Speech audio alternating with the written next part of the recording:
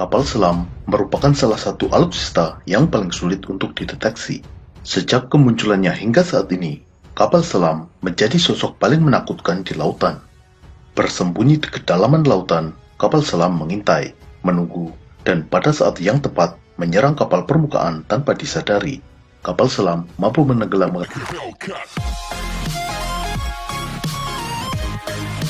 kapal yang jauh lebih besar.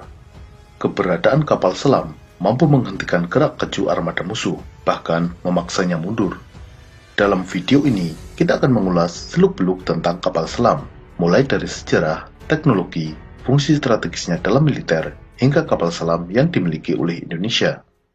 Kita mulai dari sejarah kapal selam. Desain, pengembangan, dan percobaan untuk membuat kapal selam telah dimulai sejak abad ke-17. Mulai dari hanya sekedar desain hingga pembuatan kapal selam yang dioperasikan dengan tenaga manusia hingga tenaga mesin. Pada tahun 1864, dalam Perang Saudara Amerika, kapal selam konfederasi yang bernama Hanley berhasil menenggelamkan kapal USS Housatonic. Hanley sendiri adalah kapal selam yang dioperasikan dengan tenaga manusia. Kapal ini juga bukan sepenuhnya kapal selam, karena tidak mampu benar-benar menyelam. Hanya sebagian besar badan kapal terbenam di air. Kapal selam pertama yang berhasil benar-benar menyelam adalah Submarine Explorer pada tahun 1886. Kapal selam mulai digunakan secara luas mulai awal abad ke-20. Pada Perang Dunia Pertama dan Kedua, kapal selam memberikan dampak yang sangat signifikan dalam pertempuran di lautan. Jerman menggunakan kapal selam yang diberi nama Unterseeboot yang berarti underwater boat, disingkat U-boat, atau dalam bahasa Inggris dilafalkan U-boat. Selama Perang Dunia Pertama, U-boat milik Jerman menenggelamkan lebih dari 5.000 kapal sekutu, baik kapal perang maupun kapal dagang. Dalam Perang Dunia Kedua, 3.000 kapal sekutu terdiri dari 175 kapal perang dan 2.825 kapal dagang ditenggelamkan oleh U-boat Jerman. Meskipun di akhir perang, Jerman juga kehilangan 70% armada kapal selamnya. Pada saat Perang Falkland atau Perang Malvinas, kapal selam Inggris HMS Conqueror berhasil menenggelamkan kapal jelajah Argentina yang bernama General Belgrano. Setelah kejadian ini, Argentina menyadari bahwa mereka tidak memiliki kemampuan mendeteksi kapal selam. Hal ini memaksa Argentina menarik mundur seluruh kapal perangnya dari medan pertempuran. Hanya kapal selam Argentina yang tetap berada di lautan. Pada masa Perang Dingin, meskipun Amerika Serikat dan Uni Soviet tidak pernah berperang secara terbuka, namun di kedalaman lautan, kapal-kapal selam kedua pihak saling menyusup, mencari, dan mengejar. Selama periode Perang Dingin, Amerika kehilangan 2 kapal selam nuklir, dan kapal selam Uni Soviet yang hilang atau tenggelam setidaknya 4 kapal. Kapal selam mampu terapung dan menyelam ke kedalaman. Kemampuan ini diperoleh dengan mekanisme tangki balas atau pemberat. Saat terapung, tangki ini berisi udara, sehingga daya apung kapal selam berada dalam daya apung positif. Ketika akan menyelam, udara dalam tangki balas dipindahkan ke tangki kompresor, sehingga tangki balas terisi air laut. Kapal berada dalam daya apung negatif, sehingga mampu menyelam. Jika akan naik kembali, udara dari kompresor dipindahkan lagi ke tangki balas, sehingga air keluar digantikan udara. Kapal pun mengapung kembali. Tetapi realitas sebenarnya tidak sesederhana itu. Faktor tekanan hidrostatik, perbedaan kadar garam di permukaan dan kedalaman laut yang berakibat perbedaan massa jenis, dan faktor-faktor lainnya membuat kapal selam selalu berada dalam kondisi equilibrium yang tidak stabil, bisa mengapung atau tenggelam tanpa diinginkan. Untuk itu, untuk menjaga kestabilan ini, terdapat tangki kontrol kedalaman. Tangki ini bekerja terus-menerus memasukkan dan membuang air untuk menjaga kestabilan kapal selam. Lambung kapal selam terdiri dari 2, yaitu lambung bagian luar dan lambung bagian dalam. Lambung bagian luar merupakan lambung yang tidak kedap air. Fungsinya, salah satunya adalah memberikan bentuk yang hidrodinamis untuk mengurangi drag atau hambatan. Dengan bentuk hidrodinamis ini, kapal selam bisa melaju lebih mudah di dalam air. Sementara lambung bagian dalam merupakan lambung yang kedap air, yang memisahkan antara interior kapal selam di mana awak kapal selam berada dengan lingkungan luar kapal yang berupa air. Awak kapal selam berada dalam interior dengan udara bertekanan sama dengan atmosfer, sedangkan di luar terdapat air di kedalaman laut dengan tekanan sangat tinggi. Perbedaan tekanan yang besar ini menuntut struktur lambung kapal selam yang sangat kuat. Jika ada kesalahan, baik dari perancangan, material, atau proses pembuatan, maka kapal selam bisa berpotensi remuk terkena tekanan air yang sangat besar. Untuk itu, kapal selam menggunakan material khusus. Kapal selam Indonesia yang dibeli dari Korea Selatan menggunakan material baja HY100. Baja ini memiliki kekuatan 3 kali lipat dibandingkan baja untuk kapal konvensional.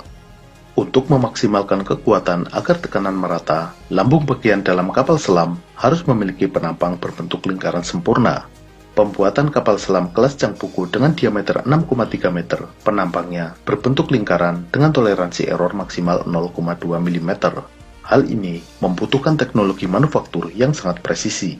Untuk itu, pembelian kapal selam oleh Indonesia salah satunya adalah dalam rangka memperoleh transfer teknologi pembuatan kapal selam.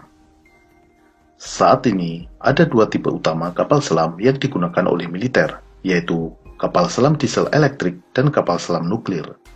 Kapal selam nuklir menggunakan reaktor nuklir sebagai sumber tenaga penggerak. Reaktor nuklir ini memanaskan air dan merubahnya menjadi uap bertekanan tinggi. Tekanan uap ini menggerakkan turbin uap. Putaran turbin uap bisa digunakan secara langsung untuk memutar baling-baling kapal, juga digunakan untuk memutar generator sehingga menghasilkan listrik. Bahan bakar reaktor nuklir dapat digunakan secara terus-menerus 20-30 tahun. Oksigen dan air bersih dapat dihasilkan dari pemrosesan air laut. Oksigen dihasilkan dengan proses elektrolisis yang memisahkan oksigen dan hidrogen dari molekul air. Sedangkan air tawar diperoleh melalui pemrosesan air laut dengan reverse osmosis. Satu-satunya yang membatasi durasi menyelam kapal selam nuklir adalah suplai bahan makanan. Kapal selam nuklir mampu beroperasi terus-menerus di dalam lautan selama 6 bulan. Kapal selam diesel elektrik menggunakan mesin diesel saat di permukaan dan baterai saat menyelam. Karena menggunakan baterai, kapal selam diesel elektrik secara berkala harus naik ke permukaan untuk menyalakan mesin diesel dalam rangka mengisi baterai. Memang, kapal selam ini tidak perlu benar-benar muncul ke permukaan, namun bisa tetap menyelam beberapa meter di bawah permukaan dan menggunakan snorkel untuk suplai udara. Meskipun dengan keterbatasan durasi menyelam, kapal selam diesel elektrik memiliki keunggulan dalam hal stealth. Ketika menyelam dan beroperasi dengan tenaga baterai, kapal selam ini sangat senyap. Ini berbeda dengan kapal selam nuklir, di mana saat menyelam, pompa pendingin reaktor dan mesin turbin uap menghasilkan suara yang sangat berisik. Sehingga kapal selam diesel elektrik jauh lebih sulit dideteksi daripada kapal selam nuklir. Di kedalaman samudera, tidak memungkinkan untuk melihat secara visual. Untuk itu, kapal selam dilengkapi dengan berbagai sensor sebagai inderanya. Sensor utama kapal selam berupa sonar, Sound Navigation Ranging. Perangkat ini menggunakan gelombang suara untuk mendeteksi objek baik di permukaan maupun di kedalaman. Penggunaan sonar ini dikarenakan di dalam air, radar tidak dapat digunakan secara efektif. Gelombang radar diserap oleh air, sehingga jangkauan deteksinya di dalam air sangat terbatas. Sedangkan gelombang suara mampu merambat sangat baik di dalam air. Kecepatan rambat gelombang suara di dalam air 4 kali lipat lebih cepat dibandingkan di udara. Ada dua jenis sonar, yaitu sonar aktif dan sonar pasif. Sonar aktif memancarkan gelombang suara. Gelombang suara ini dipantulkan oleh objek lain. Pantulan gelombang suara ini kemudian ditangkap kembali oleh sensor pada kapal selam. Jeda waktu antara gelombang suara dipancarkan dan diterima digunakan untuk menghitung jarak objek tersebut. Frekuensi suara yang dipancarkan oleh sonar aktif umumnya adalah frekuensi suara yang dapat didengar manusia, dan suara ini sangat keras. Para penyelam yang kebetulan bertemu dengan kapal selam merasakan suara sonar ini menyakitkan telinga mereka. Sedangkan sonar pasif tidak memancarkan apapun. Sonar pasif ini mendengarkan suara yang dihasilkan oleh objek-objek di lautan. Sumber suara ini misalnya berasal dari getaran mesin kapal, riak air dari gerakan kapal, hingga suara kru kapal maupun kapal selam. Kapal selam modern dilengkapi dengan beberapa sonar sekaligus untuk mendeteksi objek yang berbeda. Sonar utama merupakan sonar panoramik. Sonar ini mendeteksi objek-objek di luar kapal selam. Kemudian, sonar pendeteksi ranjau untuk mendeteksi adanya ranjau laut yang dipasang oleh musuh, sehingga kapal selam dapat menghindar dari melewati area yang dipasangi ranjau laut. Active Ranging Sonar merupakan sonar aktif yang memancarkan gelombang suara untuk mendeteksi objek di lautan, utamanya kapal musuh sebagai target. Ship Noise Measurement yang mengukur kebisingan dari kapal selam itu sendiri. Kapal selam yang terlalu bising berpotensi dideteksi oleh musuh. Passive Ranging Sonar yang mengukur jarak ke target. Flank Array Sonar untuk mendeteksi target dengan frekuensi rendah pada jarak menengah. Intercept Passive Sonar mendeteksi gelombang sonar yang dipancarkan oleh musuh dan mendeteksi posisi sumber sonar tersebut. Thought Array Sonar yang mendeteksi target jarak jauh. Persenjataan utama kapal selam adalah torpedo. Torpedo ini digunakan untuk menyerang baik kapal permukaan maupun kapal selam musuh. Torpedo diluncurkan dari kapal selam dan bergerak mencari sasaran. Ada jenis torpedo yang dikendalikan dari kapal selam maupun torpedo dengan sistem fire and forget yang dilengkapi dengan perangkat sonar. Ada pula gabungan keduanya. Saat diluncurkan, torpedo terus-menerus dikendalikan oleh sistem pada kapal selam. Antara kapal selam dan torpedo yang ditembakkan dihubungkan dengan kabel. Kabel ini bisa berupa kabel tembaga maupun kabel fiber optik. Ketika torpedo sudah mendekati sasaran, kabel ini dilepas dan torpedo menuju sasaran dengan sensor sonar pada torpedo tersebut. Ledakan torpedo memberikan dampak kerusakan yang jauh lebih besar daripada rudal permukaan. Karena meledak di dalam air, gelombang kejut ledakan torpedo menghasilkan efek yang bernama bubble jet effect. Torpedo yang meledak di bagian tengah kapal mampu mengakibatkan lambung kapal terbelah dan kapal patah menjadi dua bagian. Selain torpedo, kapal selam juga dapat digunakan untuk membawa peluru kendali, baik rudal balistik maupun rudal jelajah.